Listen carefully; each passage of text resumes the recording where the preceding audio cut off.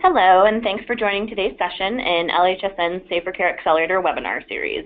My name is Dee Dee Thompson, and I'm a policy fellow here at Imperial College's Institute for Global Health Innovation, and I lead on the LHSN program, which is a joint initiative with the World Innovation Summit for Health. We're very pleased to be joined by Dr. Steph Archer from the NIHR Imperial Patient Safety Translational Research Center, who will be discussing ways to involve patients, carers, and citizens in patient safety research. I'd like to give Steph a very brief introduction before I turn the presentation over to her. Dr. Steph Archer is a registered health psychologist and research fellow in the NIHR PSTRC at Imperial College here in London.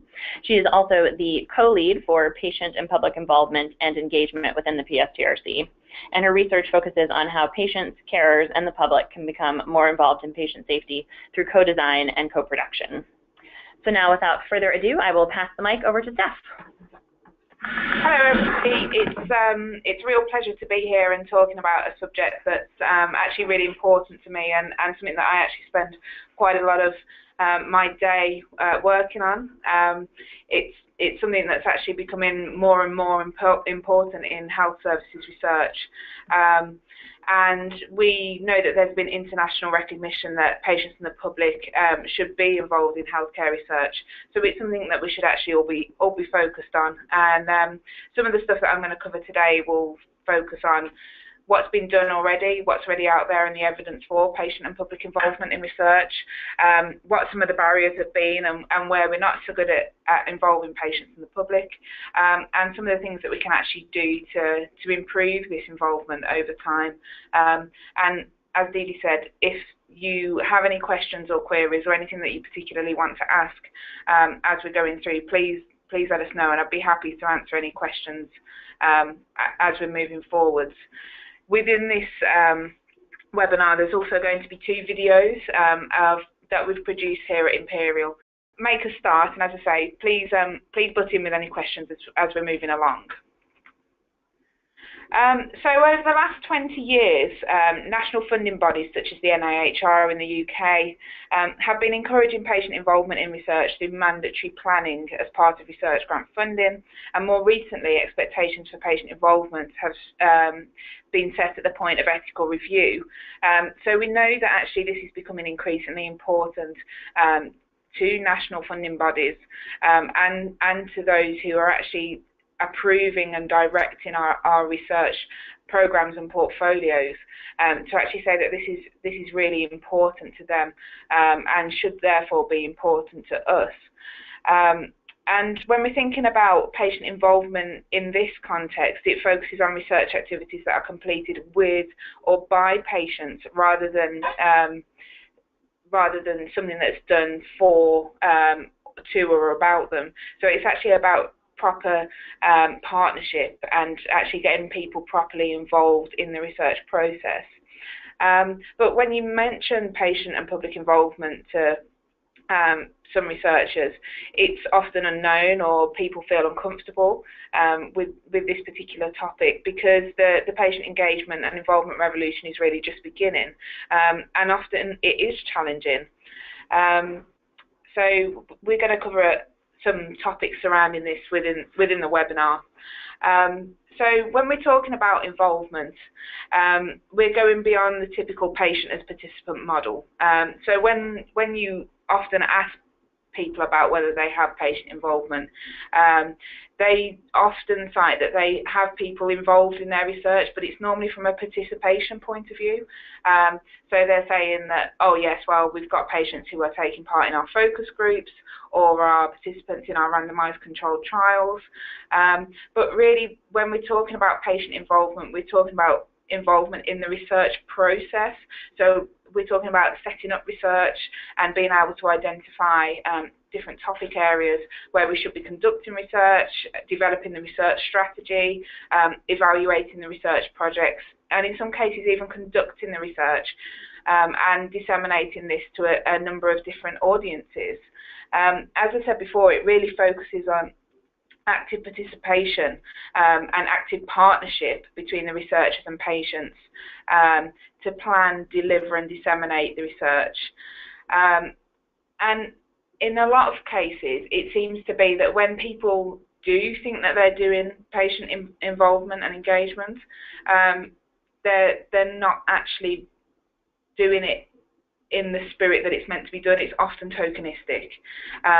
In some cases, they'll have spoken to somebody that they know, so a particular patient that they know will give them a favourable answer when they say, actually, I'm doing X, Y, and Z in my research programme. What do you think about this? And the patient is always going to say, well, whatever you're doing is awesome because I really like you because you're my clinician and you've cured my cancer, for example. Or they speak to a relative or somebody else that they know, and then they're not really seeking the breadth of patient involvement that is really expected. So we have to think about whether we're having tokenistic PPI that's there to tick a box, or whether we're actually having meaningful PPI that actually has the opportunity to really change the research that we're doing, and to be able to make that research better quality, and to make the services that we are changing because of the research outcomes better services, because they've had patients that have been involved both in the design in the research and participating within it. Now at this point it is actually worth saying that not all projects must have all types of patient involvement. Each project should be individually appraised to see where and how patient and public involvement could improve and support the project and its outcomes. I can't realistically say that actually within every project you're going to have each of these 5 areas, because in some cases it's really just not appropriate to be able to have that one, because you might not have the infrastructure to be able to do that, or patients that are available to participate in every level of this type of research activity.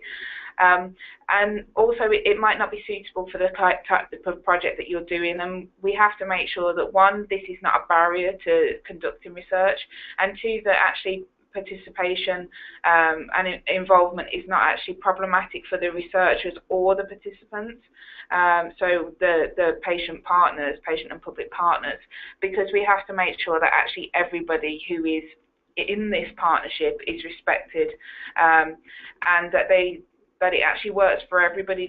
There's no point in doing it if actually it becomes problematic and it causes friction between the different members of the group. It's not meant to be restrictive, it's meant to improve the process of research and the associated outcomes. So I'm just going to play you a short video, so we'll find out how well this works, about some views around patient and public involvement. And this is a video that we actually developed within the PSTRC centre here, about some of the stuff that we've been doing, and this actually features some of our researchers and our patient and public representatives.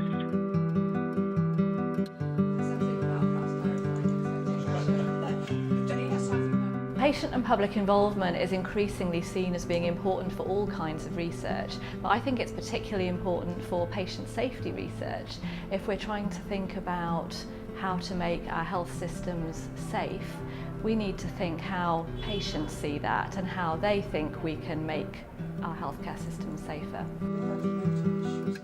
I think patients bring normality to the situation. We have both feet on the ground. We are consumers of the product, and therefore we know what we want the product to be. And we help, I think, probably to steer the academics away from absolute science and to make the whole thing much more digestible. I got involved through a colleague who worked in the NHS and was working here, and kicked off a research project. I'd been a consumer of health services, as had my mother and my brother, and so she felt that combination of first-hand and second-hand experience would be useful. I got involved through a friend of mine who was a professor, and when I read the person spec, I realised that I fitted most of the categories. There's lots of different ways in which patients and the public can be involved in research. It might involve steering the direction of the research, or it might involve things such as data collection or contributing to how we interpret the data that we get.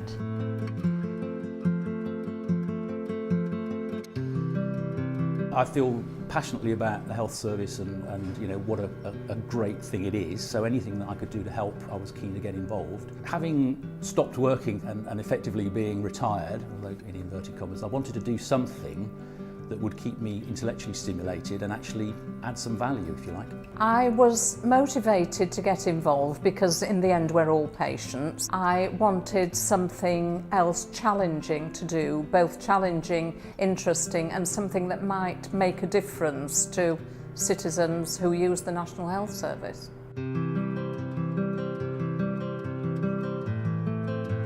I think the researchers get a huge amount out of having patients and the public involved. We get a sense of what matters from a public point of view. We get complementary perspectives to the researchers. We sometimes learn a lot from the previous experiences and perspectives where people have worked or experienced in the past, and we're often challenged in a good way. I'm not entirely sure whether I personally have made a difference. I'm sure that the studies that I've been involved in will make a difference ultimately. As patients, we almost get more credibility, more sort of, we are more listened to than maybe other people in the medical profession, because I think we do bring that different perspective. And I've got much more involved and spent more time on it than I probably anticipated I would, largely because I enjoy it so much and I feel that I am adding real value. So I think that video just really shows us some of the benefits that the patients themselves and the researchers see from actually participating and actually having effective patient and public involvement. And we're going to hear from that team, that group, again a little bit later on when they're talking about a very specific study that they were actually involved in. But beyond that kind of area-specific example that we've just seen there, there's actually quite a lot of evidence that's kind of come to the forefront now that allows us to see why patient and public involvement in research is actually really important. And a recent statement by the Health Research Authority and Involve that are based here in the UK, and so Involve was established by the NIHR to support active public involvement in the NHS and public health and social care research, has highlighted that many of the concerns about practical aspects of research projects that are raised during ethical review could be allayed by patient involvement in the research process. So common problems raised at ethical review include informed consent, the care, protection and recruitment of research participants, and the quality of information provided to participants.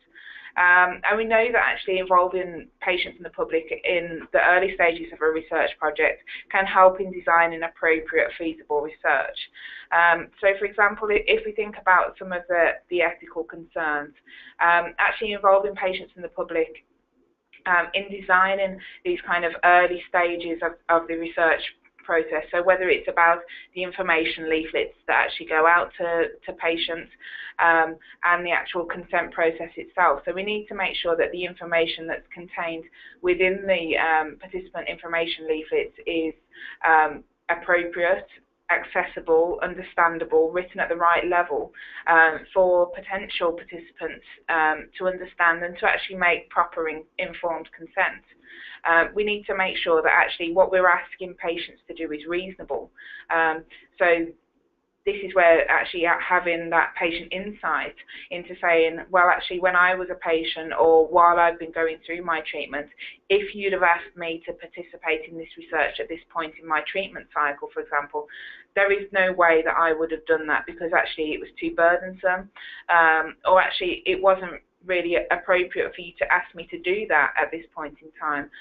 One example is very eager PhD students, of which I was once, who wanting to consent patients to take part in their research after they've just had their diagnosis of cancer, sometimes on the same day, to be able to kind of go along to a clinical environment and to be able to say to a patient, I realise you've just had your diagnosis of cancer, but I'm running this really great study. Do you want to participate in this? Actually being able to speak to patients and the public can say whether that's acceptable in this particular setting or not. For some patients and in some settings, that might be suitable, because it may well be about a clinical trial that affects which treatment they choose to go on.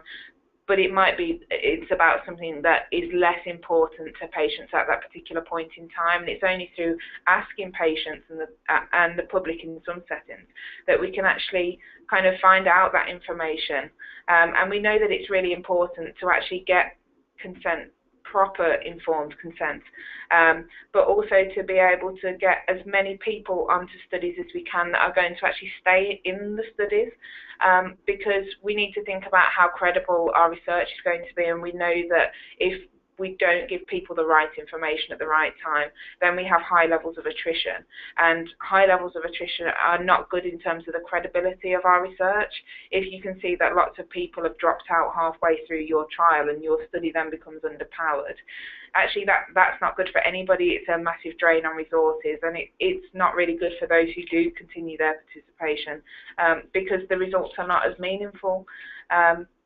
So we have the real opportunity here to make our research as good as it can be in these early stages, and actually engaging patients and the public at these early stages of research is a good way of being able to set up for their involvement throughout the project.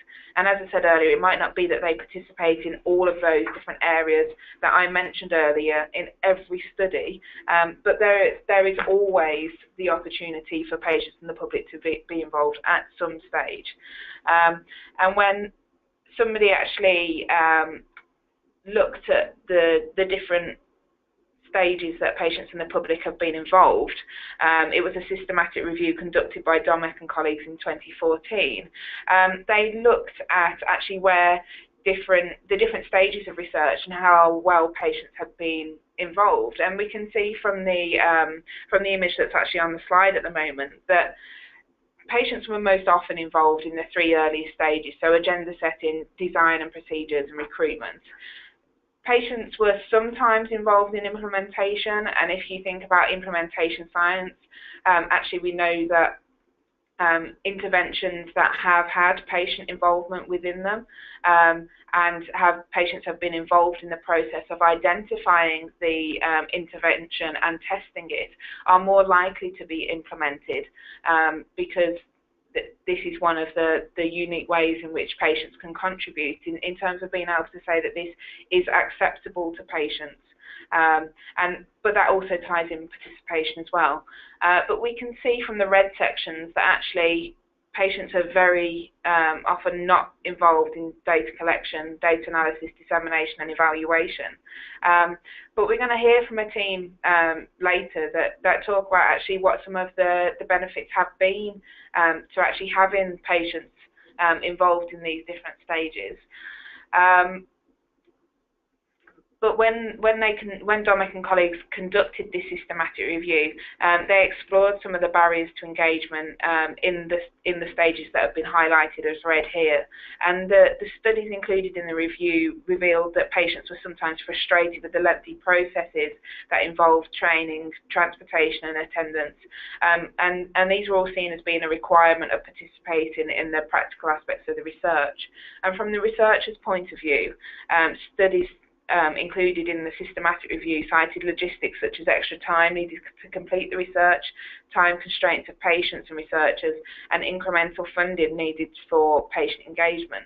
So there are some technical things that we need to think about to remove some of the barriers to actually having patients and the public involved within these sections of research. And we'll talk about this in a little bit more detail as we move on. So I just wanted to give you a little bit of overview of actually how well patient and public involvement is actually represented in journal articles, which is actually something that we're all striving to do as researchers, is to publish our research in world-class publications. And we did a little bit of research looking at the BMJ. So in 2015, the BMJ made it mandatory to include patient involvement as a section in their published research article. So every publication that you now submit to the BMJ, you have to be able to well, you have to talk about how you involve patients in your research project. Now, without doubt, this is a massive step forward for the patient involvement movement. Having a world-leading journal like the BMJ highlighting the place for patient involvement in research was a welcome sight to people like me who advocate for patient involvement in research. The BMJ were actually hoping that the shock of having this statement included within their publications would actually drive people to do more patient and public involvement, to be able to actually report that within their publications. But despite the BMJ's best intentions, when we analysed the data, so we looked at all of the papers that had been published since the statement came out, and we could see that 86.7% of articles published in the BMJ described no patient involvement at all, which we actually felt was disappointing. And when we were looking at the different categories, you could really see that some areas of research were really underrepresented in terms of patient involvement, and in some cases there might have only been 1 out of 135 papers that said that there were patients involved in that stage of the research. There were some areas that were had higher uptake, for example, in dissemination, but when we were looking at this, when we looked at what they were actually writing in the statements specifically, they were actually saying that information had been disseminated to patients and the public rather than disseminated by patients and the public, which if we go back and think about the first quote on the first slide, that it should be stuff that's done by patients and the public rather than something that's being done for or to them. Actually, it seems to be that a lot of the researchers don't understand the basic concepts of patient involvement, which is particularly worrying, and is definitely something that we need to address as a community of researchers moving forward, that actually this is something that we all understand the basic facets of, and that as more and more publications actually expect to see patient and public involvement within their high-class publications, that we know how to write effectively about what it is that we've done with our patients and public in terms of involvement. And there are a number of different checklists and guides out there. For example, the GRIP checklist or guidelines, so that's GRIPP, that tells you about actually how to report patient and public involvement. So that's something that actually, if you are doing it at the moment, you can communicate what you've been doing better to the academic audience and really have the opportunity to show off that you're doing it the right way, and the types of involvement that you've had. So although the overall picture of patient and public involvement in research has been pretty grim so far in terms of, yes, it's something that we should do, we're not doing it very well, and that it's not necessarily being reported very well in the academic press. There are some researchers who are fully wedded to the idea of involvement and partnership in research. So my colleague Bryony Dean Franklin, who leads one of the research groups within the PSTRC, has fully embraced the principles of patient and public engagement and involvement in her study, exploring how patients can be involved in medication safety practices whilst in hospital, and how electronic systems may act as barriers or facilitators to patient involvement within this. So I'm just going to show you another brief video.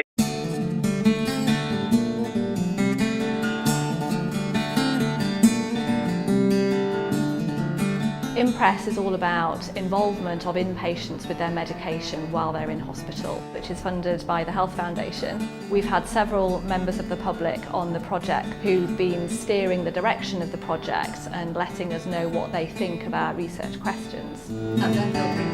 The research question that IMPRESS is looking to address is how hospital inpatients currently engage with medication safety, how they'd like to engage with medication safety, and what some of those barriers might be. Often the patient is the person that knows most about their own medication. So the more you can involve a patient in their own prescribing, the better chance you've got of making sure there aren't errors in prescribing or omissions in prescribing. So an inpatient might choose to self-administer their medicine so that they can be more involved and practice self-administering before they go home. It might also involve patients having the confidence to ask questions if they're not quite sure they're on the right medicine for them. In this meeting, we've got several of our public and patient representatives, plus some of the research group and other healthcare professionals talking about the next steps for this study. We've been regularly having meetings, the whole group of us. They're very informal, you could say what you want. They encourage patients to talk, and so it's a very relaxed atmosphere, and they appear to be very grateful for what we do say. So we feel very much part of the team. Well, some people might think people would need some clinical background to take part. That is absolutely not true. In fact, what we're looking for is people who don't have that perspective, who can bring something new in terms of how they see healthcare. At the beginning of every meeting, I'll always advise our public members to stop us if we use anything that looks even remotely like an acronym, because actually we need to use plain English. This kind of involvement in our meetings has hugely impacted on what we do. It's made us query some of our assumptions, and it has altered the direction of the research. For example, one of our lay members was particularly interested in how carers of people who are currently in hospital might be involved. Actually, that wasn't something we'd thought about until then, so we were able to adapt the research to take that question into account. I would absolutely recommend anybody who's interested in taking part as a patient or public member of a research project to give it a go. You might find it's really interesting and engaging and opens up all sorts of new possibilities. For people like me who want to be involved, who want to try and maintain and improve our health service, I think it's an absolutely ideal occupation. Participation has been fantastic. I've really enjoyed it, and just to sort of show how much I've enjoyed it, I actually managed to get my wife involved as well.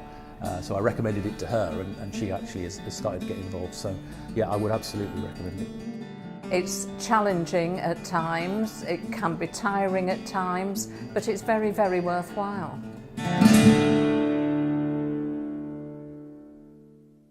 From that video, we can see that actually patients and the public were actually really actively involved in this project, and between the different people that talked on that short film, you could really see some of the things that they were involved in. But their participation actually went beyond what they discussed in the video, because patients and the public were actually involved in collecting data within the study and actually analysing the data. So with regards to collecting data, they actually had a second round of data collection where they were going to observe medication rounds on the wards, where lay members of the research team went along and actually conducted the same process of data collection that the research staff had done, and they actually went and collected data in the same way. There were a number of different things that they had to have in place to be able to do this. They had to be fully trained in being able to conduct this type of research, so they had to be given training on how to use this particular observational tool. They had to receive training from the hospital themselves to actually be able to be on the premises and to be doing this type of research. And one of the things that they wanted to do within the research team, or actually that they didn't want to do, was to be able to be too prescriptive about actually what were the kind of things that the lay members should be observing, because actually they wanted the very different perspective that the lay members could bring.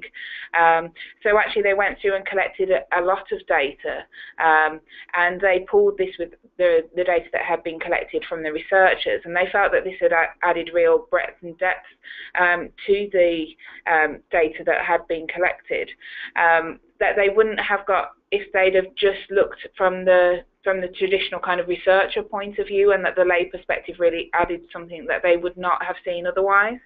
And this was also the case when they actually did qualitative analysis of interviews with healthcare professionals, and the lay members actually did open coding and thematic analysis in the same way that the members of the research team did, the core members of the research team, and they were invited to participate in this process of the research and trained to do so, and were given the anonymised transcripts and were asked to go through the coding process, and the codes were collapsed with the researchers, and they actually were able to uncover topic areas that wouldn't have been considered as important by the research staff, and they had the opportunity to publish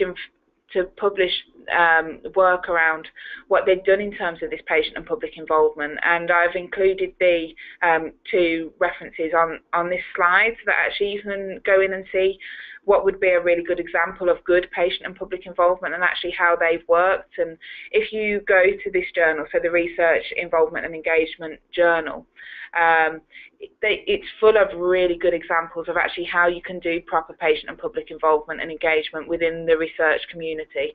And it's a fantastic resource. It's a fairly new journal, but it really reflects the breadth and depth of different involvement activities that can be included in health services research. So I really would urge you to go and have a look at this if you are thinking about patient and public involvement and how you can further this within your research area.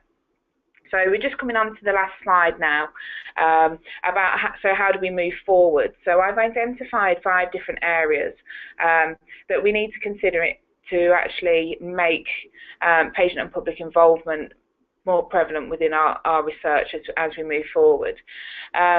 We know that researchers have a valuable opportunity to involve patients in the research process. With regards to my area of expertise and the context of this particular webinar, the safety of healthcare is something that affects us all, and there is a real potential for high quality research in this area that is designed and delivered in partnership with patients. But to do this, we need to commit to patient involvement in research as a community of researchers and healthcare professionals to be able to drive this forwards. We must be better at engaging patients throughout our research programs. So whether this is at the initial stages, where we're thinking about what topic areas we're actually going to conduct research in, through to the execution of research and until the completion of the translation phase. So if we think about all of those different sections that were included on the Domek et al. Slide, where we had the green, orange and red sections, actually they're all opportunities where we can involve patients and the public.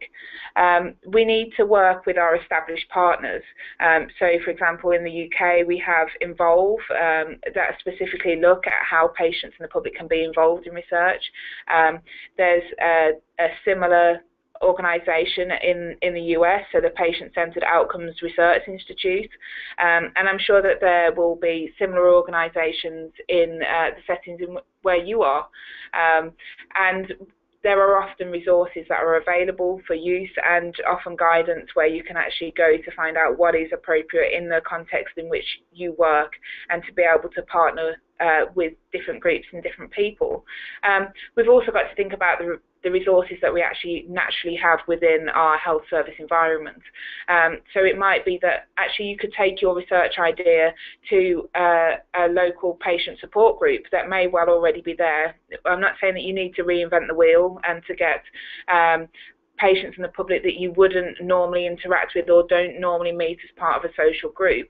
It might be that you go along to a class where you might have people doing yoga for a particular type of disease. So I worked very closely with a group of patients that were doing yoga for gynecological cancer and went along and asked them about doing a project that looked at arts therapy in a very similar setting to see what their thoughts were about this and actually how we could properly plan this intervention.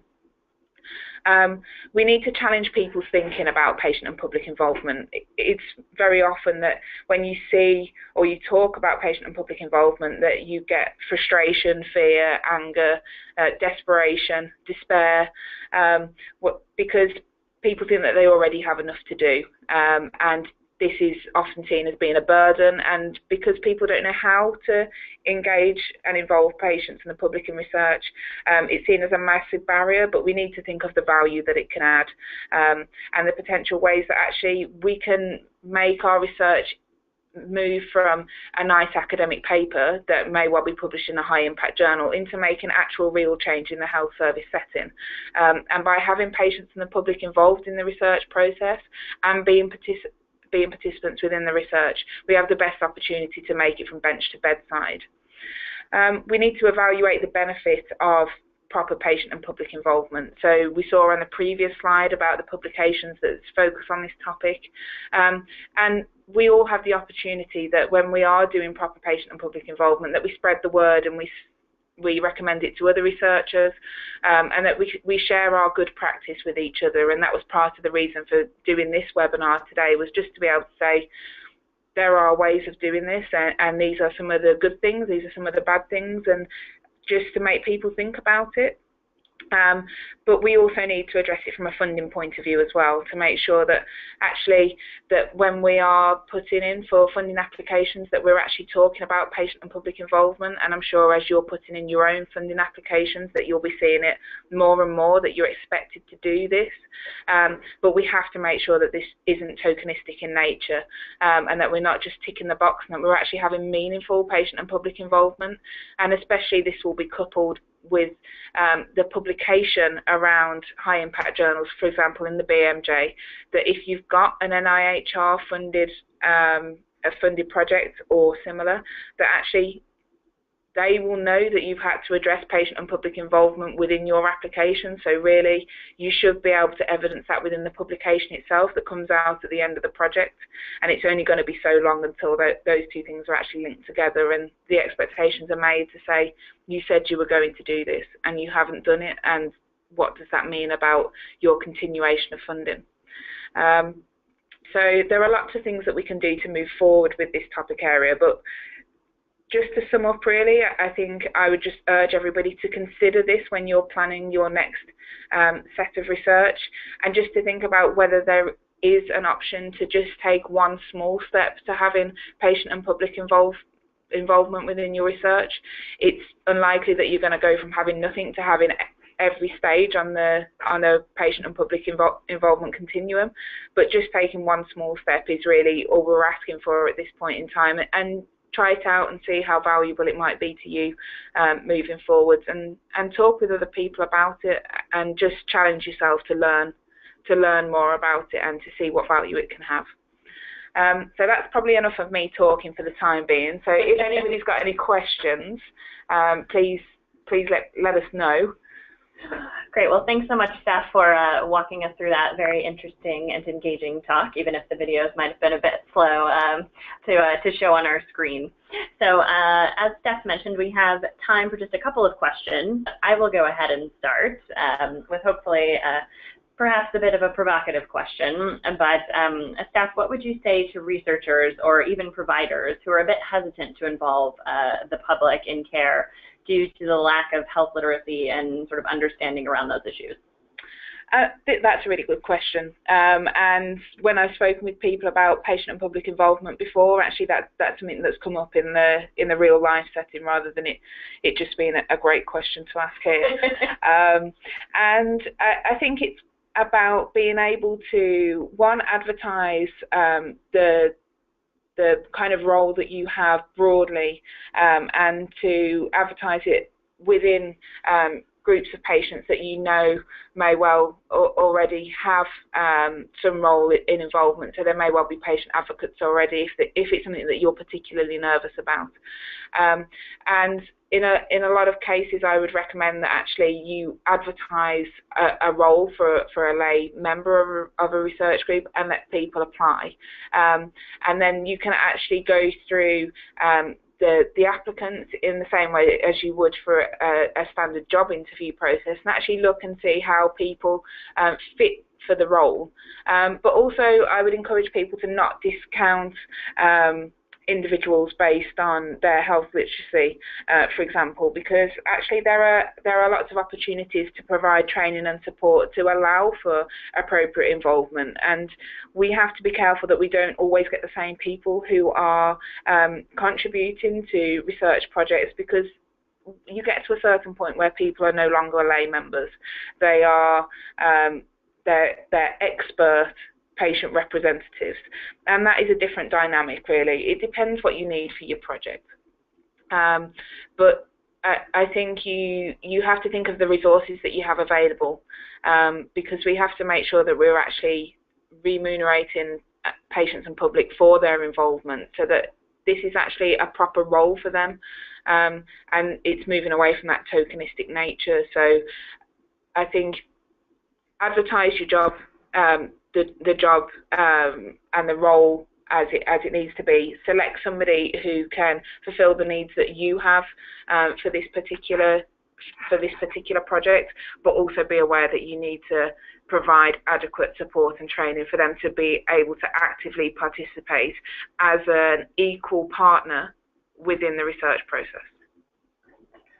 Well, I know we're butting up on time, but definitely want to give you the opportunity, just as a closing, if there are 2 or 3 key takeaways that you'd like to leave the audience with. Give patient and public involvement a try, even if it's small for the first time that you try it. Take one step and then take another, and seek advice from other people that you know have done it before and ask them about how it's worked. And if you don't have somebody to ask, go to the literature that's out there about the benefits of patient and public involvement, for example, that journal that I talked about earlier, and get advice from the evidence that's out there. Great. Well, thank you very much to Steph for taking the time to speak with us today, as well as to everyone in the audience for listening. We'll also be posting a recording of the webinar to the LHSN website, which is www.leadinghealthsystemsnetwork.org. So please feel free to share the link with any colleagues that might have missed the live broadcast. And thanks again for joining, and hope everyone has a great rest of the week. Bye-bye.